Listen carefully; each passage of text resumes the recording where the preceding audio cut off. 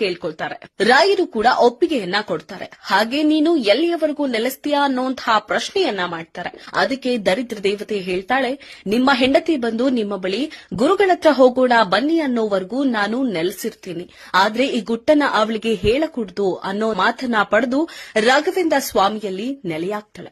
ಅಂದಿನಿಂದ ರಾಘವೇಂದ್ರ ಸ್ವಾಮಿಗಳಿಗೆ ಅನೇಕ ಕಷ್ಟಗಳು ಎದುರಾಗ್ತವೆ. ದಿಕ್ಕೆ ತೋಚದ ದಾರಿದ್ರ್ಯ ಜೀವನವನ್ನ ನಮ್ಮ ರಾಯರು ಅನುಭವಿಸುತ್ತಾರೆ. ಒಂದು ದಿನ ರಾಯರ ಪತ್ನಿಯ ಕನಸಲ್ಲಿ ರಾಯರ ಪರಮಗುರುಗಳಾದ ವಿಜಯೇಂದ್ರ ತೀರ್ಥರು ಬಂದು, ತಾಯಿ, ನಿನ್ನ ಪತಿ ಮಹಾನ್ ಪುರುಷ, ಅಂತಹ ಮಹಾನ್ ಪುರುಷ ಇಂತಹ ಕಷ್ಟಗಳನ್ನ ಅನುಭವಿಸಬಾರದು. ನಿನ್ನ ಪತಿಯ ಬಳಿ ಹೋಗಿ ಗುರುಗಳತ್ರ ಹೋಗೋಣ ಬನ್ನಿ ಅಂತ ಕೇಳು, ಈ ದರಿದ್ರವೆಲ್ಲ ತೊಲಗಿ ಹೋಗುತ್ತೆ ಅಂತ ಹೇಳ್ತಾರೆ. ಬೆಳಗ್ಗೆ ಎದ್ದು ರಾಯರ ಪತ್ನಿ ರಾಯರ ಬಳಿ ಹೋಗಿ ಗುರುಗಳತ್ರ ಹೋಗೋಣ ಬನ್ನಿ ಅಂತ ಕೇಳ್ತಾಳೆ. ತಕ್ಷಣವೇ ರಾಯರು ವಿಜಯೇಂದ್ರ ತೀರ್ಥರ ಬಳಿ ಹೋದಾಗ ಕ್ಷಣ ಮಾತ್ರದಲ್ಲಿ ಅವರ